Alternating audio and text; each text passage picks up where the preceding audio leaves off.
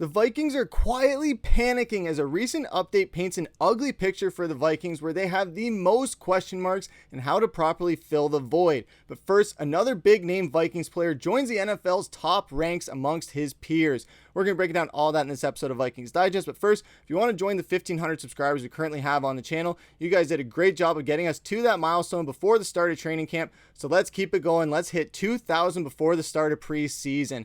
And with that, let's hop into the first topic of the day, which is Ginkel Cracks the top 90. So the NFL top 100 players of 2025 list has been slowly rolling out over the past couple of weeks. And now we got our batch of players 90 through 87, and Andrew Van Ginkel clocking in at number 88 and marking his first time that he's made his career landing on the NFL top 100 list since its inception in 2011. The Vikings outside linebacker was announced on Tuesday and joins teammate Aaron Jones Sr., who was listed at 98 last week. And this is going to be great because he has made 2 trips to the end zone in 2024 and now making a trip onto that list. And if you want to read the full snippet from NFL.com, you can go right here and pause it. If not, I'll read it here for you.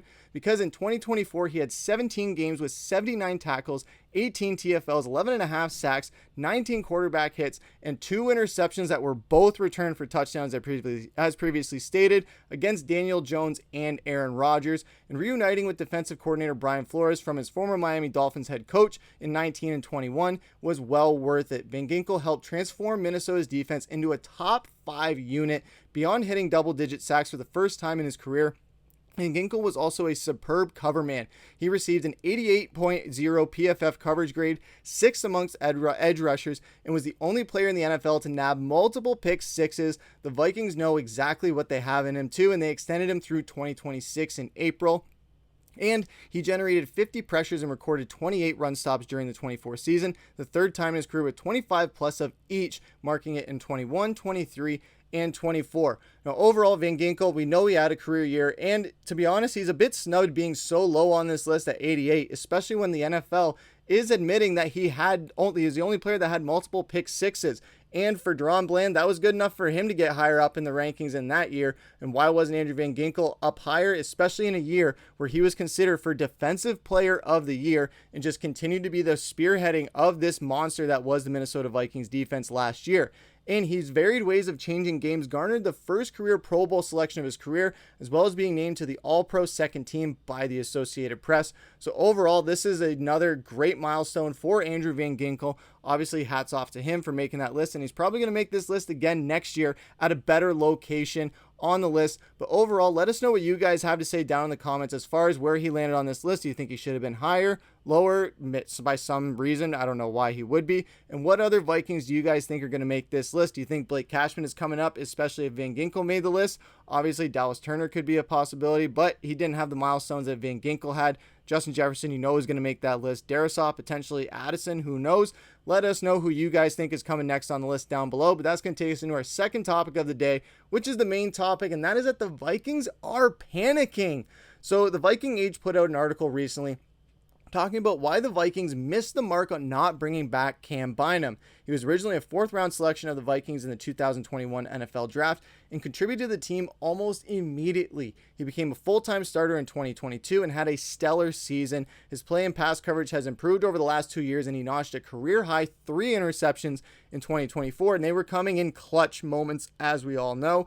He also showed he was not afraid to get his hands dirty by making tackles. In 23, he had a career-high 137 tackles to show for it, which was amongst some of the best in DBs last year.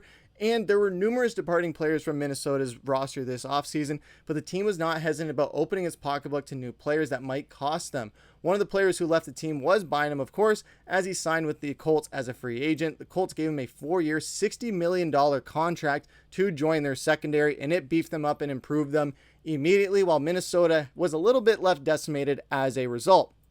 Now, everyone will review the contract he received. It might be okay with accepting a large deal, but clearly the Vikings have shown they are willing to pay this offseason, as they spent $300 million in free agents so that they could have coughed up some money on Bynum, is what they're saying. However, the biggest concern is the Vikings' lack of addressing the safety position during the offseason. They did re-sign team legend Harrison Smith to a one-year deal, but Minnesota needs to find a successor for him. We thought that was going to happen this past season in this past NFL draft with Isaiah Rodgers not Isaiah Rodgers, but with Malachi Starks being there to go with Isaiah Rodgers, bringing him in the offseason. That seemed like it was writing on the wall for Minnesota, and they went with Donovan Jackson. Great pick, solidified that offensive line. But in a year where you lost Cam Bynum, you need to go out and find that successor for Harrison Smith, and that would have been the perfect spot to get it. But that's all in the past. It's neither here nor there. And Bynum could have come on a longer deal, and the Vikings could have played with 3 starting safeties with defensive coordinator Brian Flores, moving those safeties around. Smith might have 1 more year in him, so after 25, it could be Metellus and Bynum at the starting safety positions had they been able to lock him down. But now what we are left with is that secondary where you have Isaiah Rodgers and Byron Murphy as the corners with Behind Blackman. But within those safeties, Theo Jackson and Jay Ward, those aren't going to be the guys to get it done once Harrison Smith leaves. As far as draft prospects, I don't know if there was one as good as Malachi Starks that was out there for the Vikings to pick up in the NFL draft. When you look at the draft coming up next year, there isn't as many options at safety for Minnesota to go after. I know with Theo Jackson, they were very high on him. There's a lot of potential as what he can bring.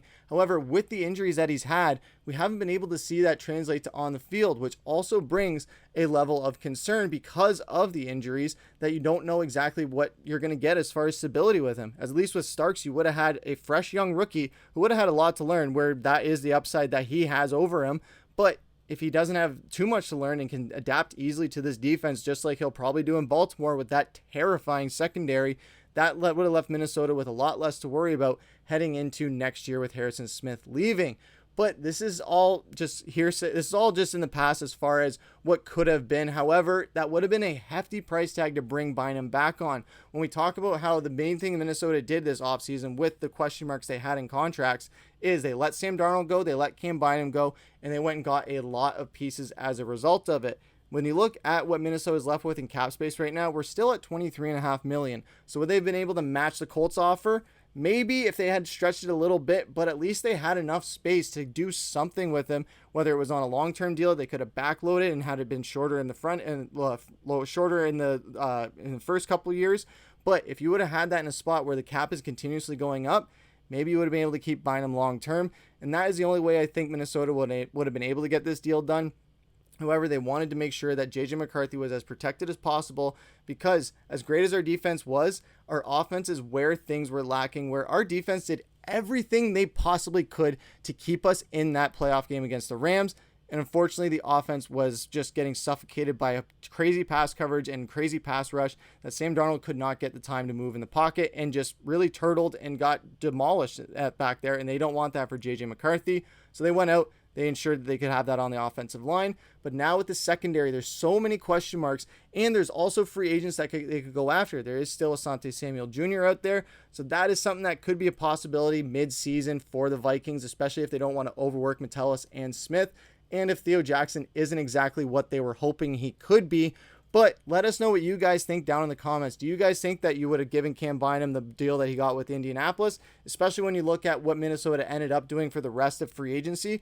Or do you think that letting Bynum walk was the perfect way for us to get the pieces that we needed to be the scariest team that we have been since 2009? It's crazy to say that it's been that long since we've had a Vikings team this good on paper, but that's the reality of the matter, and now we can go into this season and try and surprise a lot of people. But let us know about it down in the comments below. Let us know what you guys think about everything we covered today, from the Jermaine Ginkel making the number 88 to the Cam Bynum situation, what you guys would have done in that scenario.